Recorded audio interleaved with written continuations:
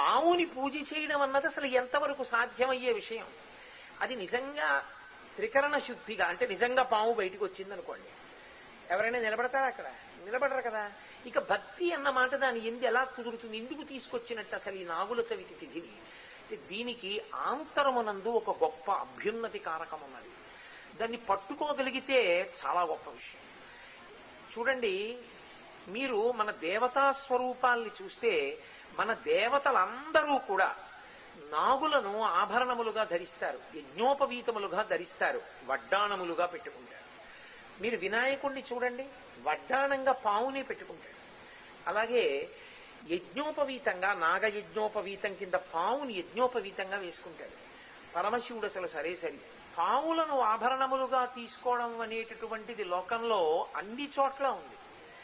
దేవతలందరూ దాన్ని స్వీకరిస్తారు. అసలు దేవతలు ఎందుకు అలా స్వీకరించాలి? శ్రీ మహావిష్ణువు శేషశయనం మీద పడుకుంటారు, ఆదిశేషుడి మీద పడుకుని నిద్రపోతూ ఉంటారు.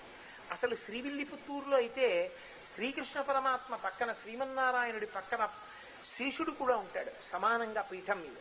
దానికి ఒక కారణం చెప్తారు పెద్దలు. ఆయన శ్రీరంగంలో కళ్యాణం చేసుకున్నాడు.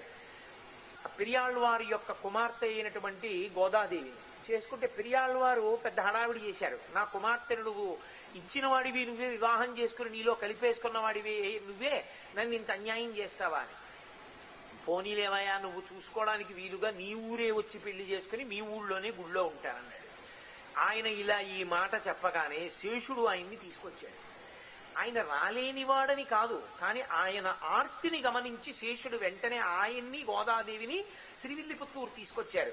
శ్రీవిల్లిపుత్తూరులో కళ్యాణం అయింది. అందుకే శ్రీవిల్లిపుత్తూరు వెళ్ళిన వాళ్ళు గమనిస్తారు, గోదాదేవి, భగవానుడు, పక్కన శేషుడు కూడా ఉంటాడు. కాబట్టి శేషుడు పాము రూపంలో భగవంతుణ్ణి సేవిస్తూ ఉంటాడు. ఇంతమంది దేవతలు కూడా పాముని ఆభరణంగా స్వీకరించారు.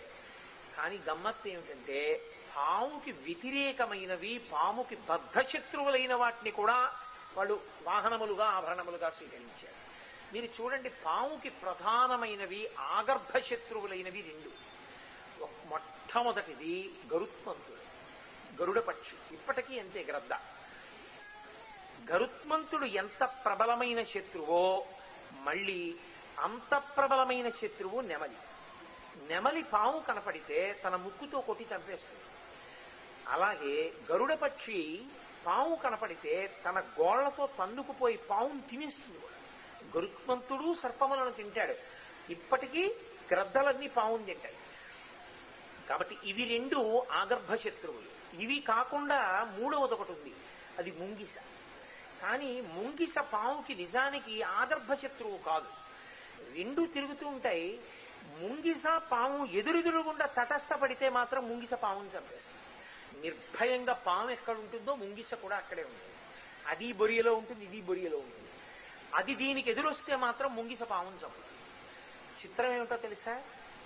పాముకి బద్ధశత్రువులు ఎవరో వాళ్ళని కూడా దేవతలు తమకే వాహనములుగా తీసుకున్నారు. మీరు చూడండి, గరుత్మంతుడు శ్రీ మహావిష్ణువుకి వాహనం, శేషుడు శ్రీ మహావిష్ణువుకి పాంపు. ఎలా కుదురుతుందండి? ఎందుకు కుదిరే విషయాలే. శేషుడి మీద పడుకుంటాడు, గరుత్మంతుడి మీద తిరుగుతాడు. ఇద్దరూ ఆయనకి అత్యంత అనుకూలమైన వాళ్లే. ఫోన్లేండి, శేషుడి మీద పడుకుంటాడంటే ఆయన బెడ్రూమ్ కదా, బాగా అర్థం అవ్వాలంటే. లోపల ఎక్కడో కదా ఉంటుంది మంచం. వాహనం ఎక్కడుంటుంది? గదుల్లోకి రాదుగా, బయట ఉంటుంది. కాబట్టి ఇప్పుడు గరుత్మంతుడికి శేషుడికి ఎదురెదురు పడే అవకాశం లేదు కదా అంటారేమో. అలా కుదరదు. ఎందుకంటే శేషుడు గొడుగై నిలబడుతూ ఉంటాడు. మరి గొడుగై నిలబడిన వాడు బయటున్న గరుత్మంతుడి దాకా రావాలి. గరుత్మంతుడి మీద ఎక్కాక కూడా శేషుడు పడగబట్టాలి గొడుగ్గా. పైగా వింజామర వీస్తూ ఉంటాడు, ఎన్నో సేవలు చేస్తూ ఉంటాడు. మరి గరుత్మంతుడు ఎదురుగుండా ఉండగా శేషుడు ఎలా చేయగలడు? అసలు శ్రీ మహావిష్ణువు ఇద్దరిని ఎలా తీసుకోగలిగారు?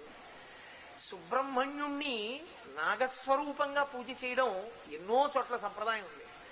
జంటపాములు కనపడితే సుబ్రహ్మణ్య స్వరూపం అని నమస్కారం చేస్తారు. మరి అదే సుబ్రహ్మణ్యుడు నెమలి మీద ఎక్కి తిరుగుతూ ఉంటాడు. అమ్మవారికి నకులేశ్వరి అని ఒక పేరు. నకుల అంటే ముంగిస, నకులేశ్వరి అంటే ముంగిస స్వరూపమైనటువంటి తల్లి అని.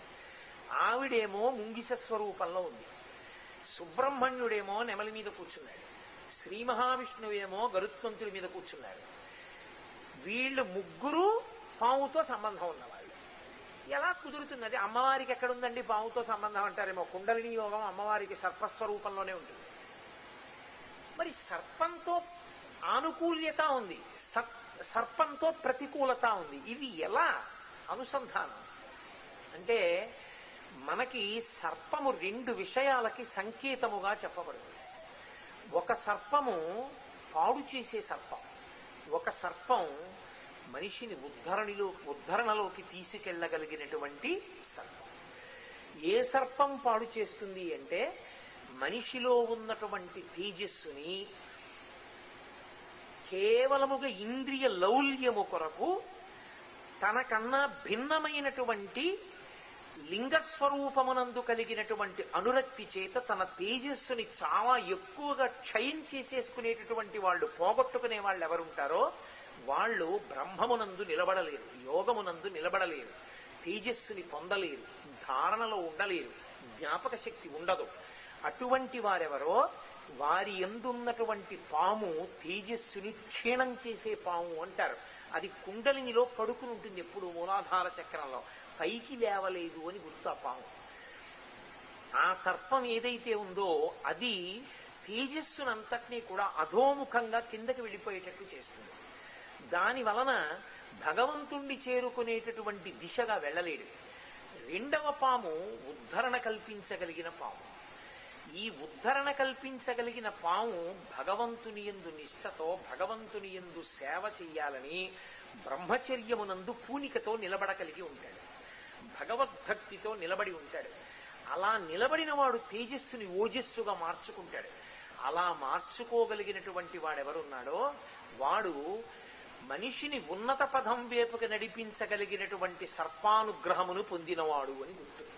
అందుకే ఎక్కడెక్కడ మనిషి ఇంద్రియముల యొక్క సుఖములను, ఇంద్రియ లౌల్యములకు లొంగిపోతూ ఉంటాడో అక్కడక్కడ భగవతి యొక్క అనుగ్రహాన్ని పొంది మళ్ళీ ఆ తేజస్సుని తన జన్మ ప్రయోజనానికి వాడుకోగలిగినటువంటి స్థితిని పొందాలి అంటే దాన్ని భగవంతుడి వైపుకి తిప్పగలిగినటువంటి ఆ శక్తిని భగవంతుడి కొరకు వినియోగం చెయ్యగలిగినటువంటి అనుగ్రహాన్ని పొందాలి అంటే మళ్ళీ భగవంతుడి కాళ్లే పట్టుకోవాలి.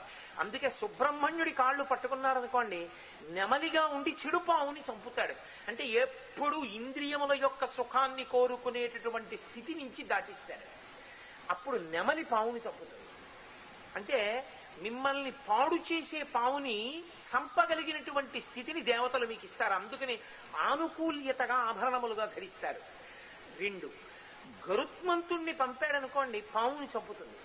గరుత్మంతుణ్ణి పంపడం అంటే అయ్యా నేను ఇంద్రియముల యొక్క సుఖానికి వశుడనైపోతున్నాను, నేను భగవంతుడు నాకు ఇచ్చిన శక్తిని భగవదారాధనకి ఉపయోగించలేకపోతున్నాను, నువ్వు నాకు ఎలాగైనా సరే నా శక్తిని ఈశ్వరారాధనకు ఉపయోగించగలిగినటువంటి స్థితిని నాకు కల్పించు, ఇంద్రియ లౌల్యము నుండి నేను బయటికి వచ్చేటట్టుగా, నాకు నా మనస్సు స్థిరీకరింపబడేటట్టుగా నన్ను అనుగ్రహించు అని ప్రార్థన చేస్తే ఆయన గరుత్మంతుణ్ణి పంపిస్తాడు. అందుకే గరుత్మంతుడు అమృతాపహరణం చేస్తాడంటే అమృతాన్ని కూడా తీసుకొస్తాడు.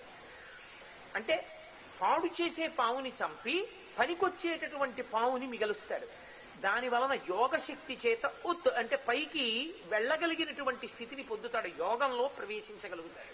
అలాగే నకులి అమ్మవారు, నకులీశ్వరి అమ్మవారి పాదములు పట్టుకుని ఎవడు ప్రార్థన చేశాడో ఆవిడ పంచతన్మాత్ర శాయక, ఎప్పుడు చెవి వినకూడనివి విందామని, కన్ను చూడకూడనివి చూద్దామని, ముక్కు వాసన చూడకూడనివి వాసన చూద్దామని, నాలుక తినకూడనివి తిందామని, చర్మం ముట్టుకోకూడని వాటిని ముట్టుకుందామని కోరేటటువంటి కోరికలతో కూడినటువంటి మనసు, ఈ 5 ఇంద్రియములు మార్పు చెందుతాయి. ఇప్పటి వరకు చూడకూడనివన్నీ చూస్తానన్నాడు, వినకూడనివన్నీ వింటానన్నాడు, వాసన చూడకూడనివన్నీ వాసన చూస్తానన్నాడు. ఇప్పుడు ఆ మనసు మారుతుంది. మారడమే రెండో పాము. ఇది నకులి. ఇప్పుడు ఆవిడ ముంగిసగా వచ్చి మొదటి పాముని కొరికేస్తుంది. ఇప్పుడు రెండో పాము ఏం చేస్తుంది? ఇంతకు ముందు ఉన్నాడు, ఇప్పుడు ఉన్నాడు. ఇంతకు ముందు మనసుంది, ఇప్పుడు మనసుంది. ఇంతకు ముందు 5 ఇంద్రియాలున్నాయి, ఇప్పుడు 5 ఇంద్రియాలున్నాయి. ఇప్పుడు అంటాడు నేను భగవంతుని యొక్క స్వరూపాన్ని వెళ్లి చూడకుండా ఉండలేను. అందుకని రోజు ఏదో కాసేపు ఇంట్లో సీతారామచంద్రమూర్తి యొక్క చిత్తరువు పెట్టుకుని కాసేపు అలా సీతమ్మ వంక చూస్తూ కూర్చుంటాడు, రామచంద్ర ప్రభువు వంక చూస్తూ కూర్చుంటాడు, దక్షిణామూర్తి స్వరూపం వంక చూస్తూ కూర్చుంటాడు, ఆ పరమేశ్వరుణ్ణి చూస్తూ కూర్చుంటాడంటే ఇప్పుడు కన్ను భగవంతుణ్ణి చూడ్డాన్ని ఇష్టపడుతోంది. కన్ను తనంత తానుగా కాదు, మనసు కోరింది కన్ను ఉపయోగపడింది. ఇంతకుముందు పనికి మారినవన్నీ వాసన చూశాడు భోగలాలసుడై. ఇప్పుడు భగవంతుడి పాదముల మీద పెట్టి తీసిచ్చిన పువ్వు వాసన చూసి కన్నులకు అద్దుకోవాలని కోరిక పుట్టింది. తనొక జాజిమాల కొన్నాడు. పూర్వం దాని భోగమునకు వాడాడు. ఇప్పుడు ఆ జాజి పూల దండ తీసుకెళ్లి పరదేవత యొక్క పాదముల మీద ఉంచాడు. ఉంచి తీసి కళ్ళకెద్దుకుని తన తల మీద పెట్టుకుని తన భార్యని పిలిచి, ఏమాయ్ పరదేవతా ప్రసాదం తలలో పెట్టుకో అన్నాడు. ఇంతకుముందు పువ్వులు కొని వాడినటువంటి ప్రయోజనాలకి ఇప్పుడు పువ్వులు కొని భగవతి అనుగ్రహంగా ఆమె పాదముల మీద పెట్టి ప్రసాదంగా వాసన చూడ్డానికి తేడా ఉందా లేదా? ఆ పాము ముంగిస చేత కరవబడింది. ఇప్పుడు మంచి పాము మీకు అనుభవంలోకి వస్తోంది. ఇది మార్పు. ఇదే ఇంతకుముందు ఏది కనపడితే అది తనకి తినాలనిపించినవన్నీ వండుకు తిన్నాడు. ఇప్పుడు తింటాడు. ఎలా తింటాడు? తన కొరకని తిన్నాడు. పూర్వం ఎవరైనా చక్కెర పొంగల్ తింటుంటే వస్తే మూత పెట్టి లోపల దాచేసేవాడు, వాళ్ళు చూస్తారేమో. ఇప్పుడు ఈశ్వర ప్రసాదం ఒకరికి పెట్టి తను తింటాడు. ఇప్పుడేమైంది? పూర్వం ఉన్న గుణములు తగ్గాయా లేదా? ఆ పాము ముంగిస చేత కరవబడింది, ఈ పాము వృద్ధిలోకి వచ్చింది. ఇది పాముల యొక్క మార్పు అంటారు దీన్ని శాస్త్రంలో. కుండలిని ఎందున్న పాము పైకి లేవడం తేజోనష్టము చేసి ఇంద్రియ లౌల్యమును కల్పించగలిగినటువంటి పాము మరణించడం. ఇది యథార్థమునకు ఆధ్యాత్మిక వైభవము కొరకు పాముని పూజ చేయడం. ఇన్నాళ్లు నా యందు ఏ పాములున్నాయో అవి పోవాలి, నన్ను ఉద్ధరించగలిగినటువంటి పాములు ప్రవేశించాలి. అది నాగుల సంగతి.